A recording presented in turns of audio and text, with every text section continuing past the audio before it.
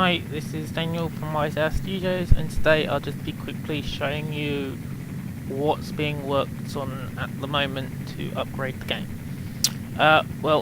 This is just the standard model to be that I'm testing the new system with, but we've got access to the new quest and I'd call it a talking system, dialogue system, whatever you want to call it, which is basically going to replace the old quest system and replace the old talking to the NPCs over there. And this is also going to work for things like the shops and everything else like that. Where at the moment I've got it set up with the Fallout style, but we can change that easy. So yeah, this has also got its own little quest log, so you can now track quests. Optionally, you can abandon them. You know, it will show you a list of completed quests. It does all of this stuff, so it's a better quest system overall. And it also gives us a bit more freedom than just kill, talk and everything else, because I can do other things like timers and stuff. And this is the new intro guy, as it were, which is using the new system. So if you go to him and talk, and then unfortunately for whatever reason the camera don't show him, but it's meant to show him. But as you can see, it's kind of in the Fallout style at the moment, which is just, you know, green things, and then you can scroll down the options. So you can ask him where the new steampunk location is, which I'll show you in a little bit. And he just says follow the river north, which is over here. And then after I've put it to be slow, so if you're a slow reader or anything else, and then 2 seconds again. Now I can ask what there is to do if I wanted to, and then it tells you about the crafting and everything else.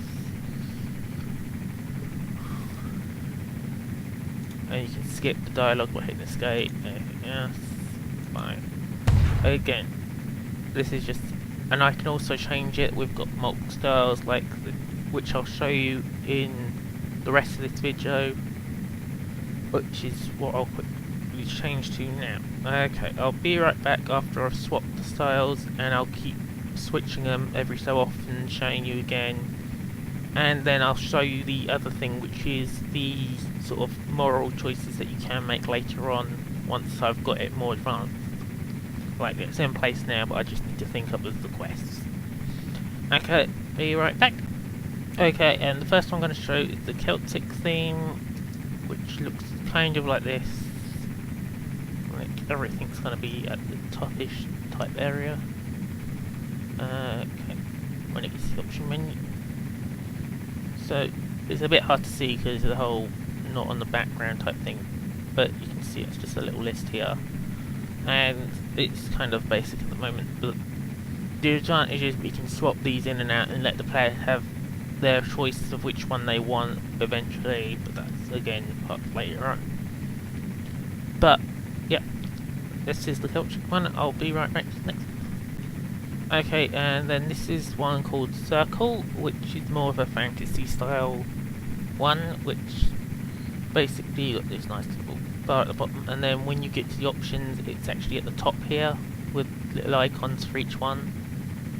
So I could say this one here is, let's say, the good choice, so it will show the good icon. This one's the nasty choice, it will show the nasty icon, etc, etc.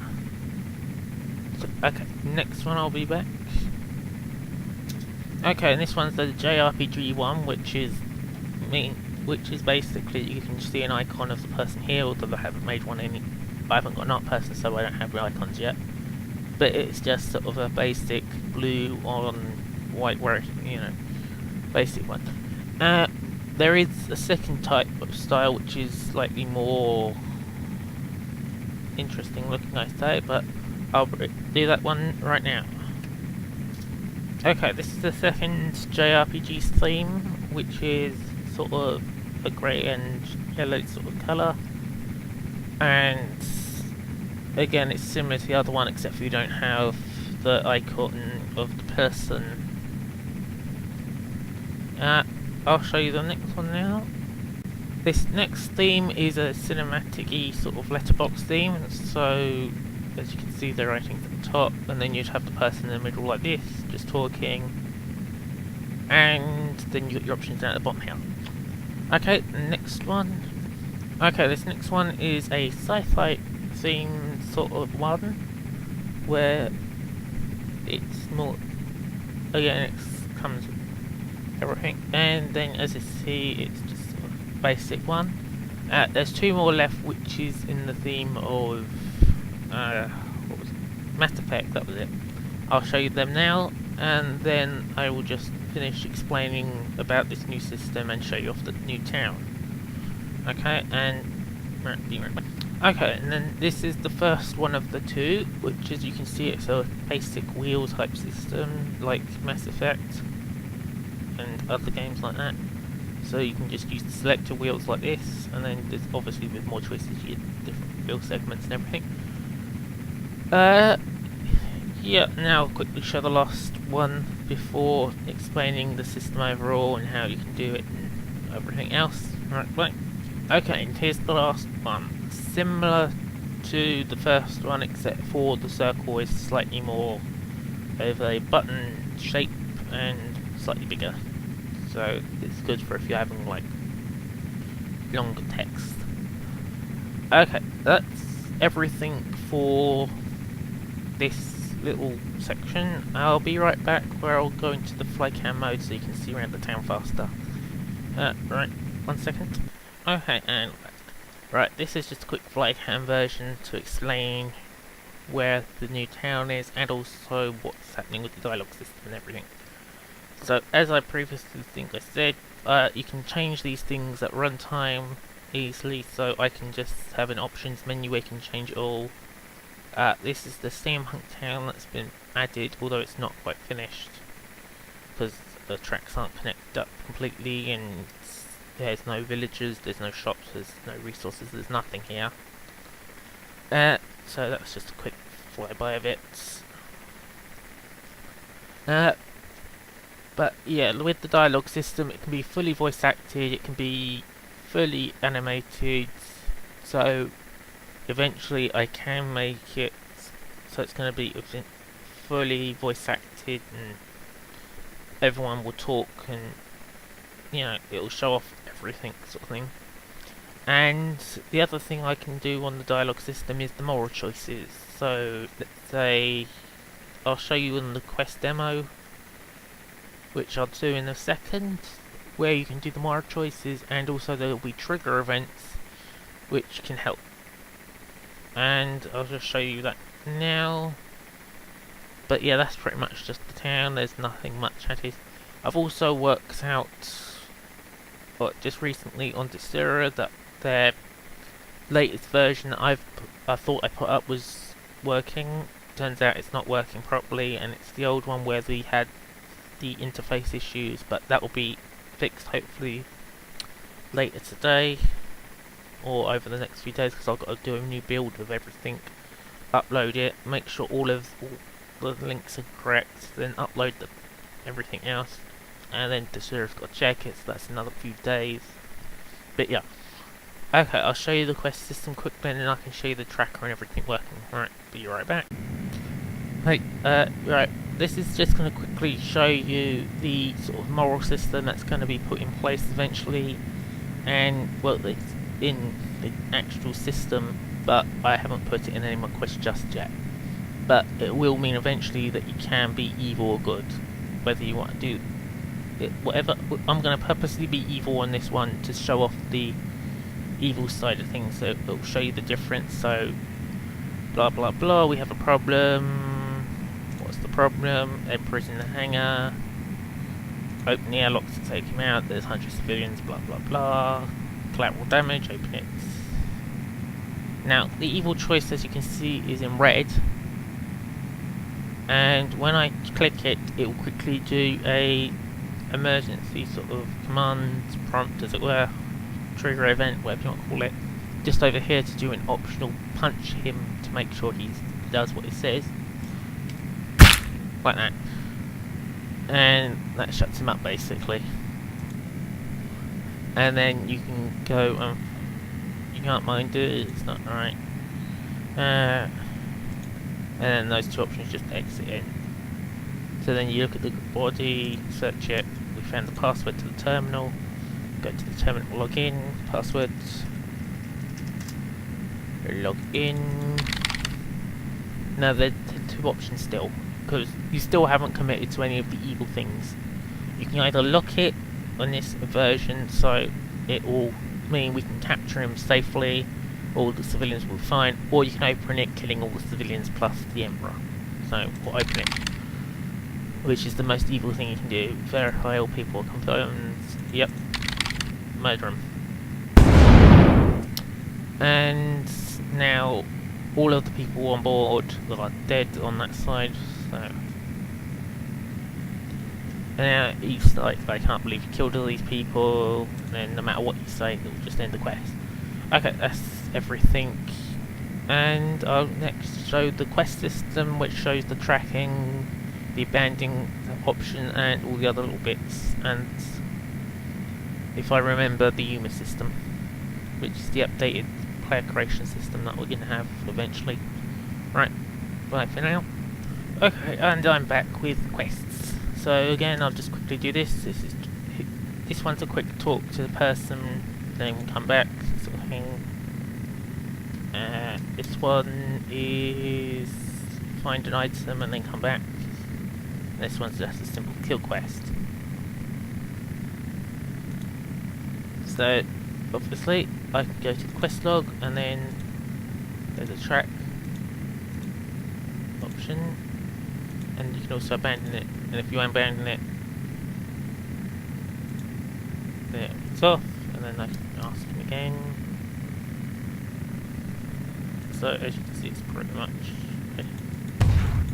There is, because it's not connected to my other system yet, there is no possible rewards at the moment, but that's why I'm having to wait a little longer.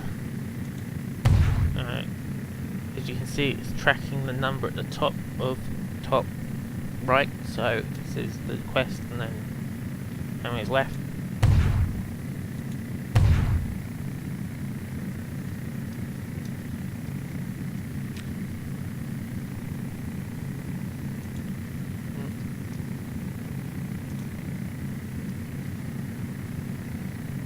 And then when you go back, say no thanks, blah.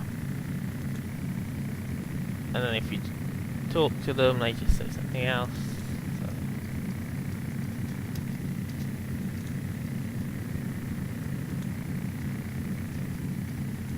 And yep, completed the quests.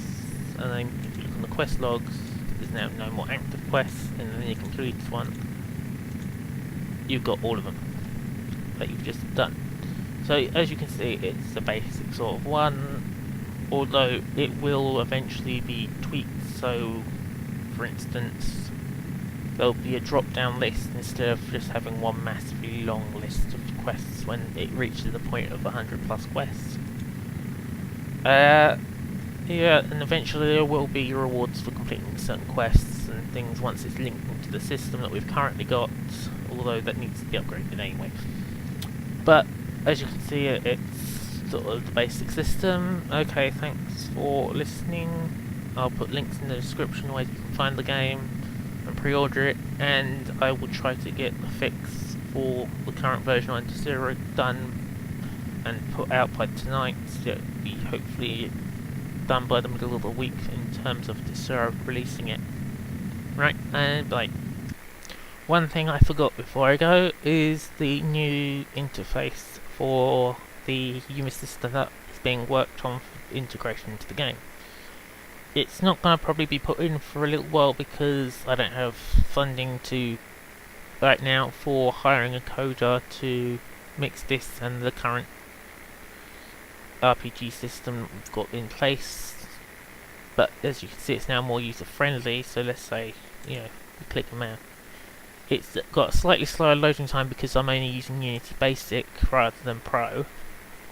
So if we see, you can change the clothing that you're wearing, so you can give him some trousers if you want, or a top, or a vest or something. Oh, that's colours. Oops. So yeah, a vest. So yeah, you can change the colours. Obviously, once I get a coder and modeler on board, there'll be a lot more options to change the colours.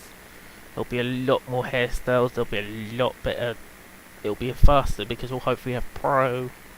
And obviously, with the other, like the proper Yumi, you can sort of do really extreme measures. So if you wanted to make nice.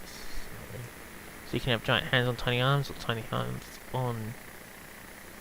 There is the boob size, obviously, so that's for your muscles, sort of thing. And then you get your tiny legs, so you can make yourself look really weird if you really wanted to. Then you can go to the face, so you can zoom. It will zoom in on the face, so you can get a better view. So you can change the rotation of the ears, flatten the nose out a bit, so you can have a really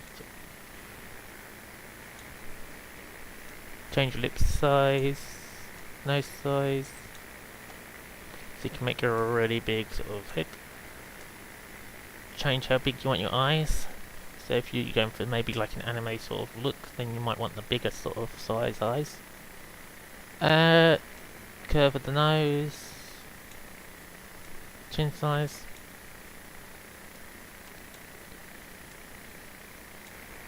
So as you can see, you can sort of explore all over the place. And eventually you will be able to just type in your username, hit done, and then it will go to the main game, although currently, because it's only being test mode, you can do this, and it saves your little person, so you can be sort of a hilarious little mutant or something in the game.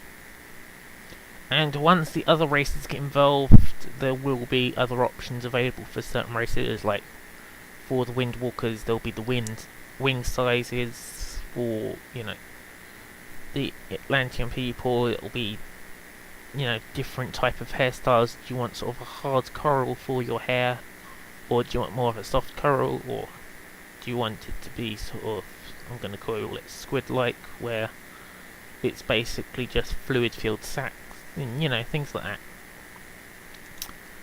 So yeah, that's everything for this, and I'll leave now. Right, bye, thanks for watching. Links will be in the description.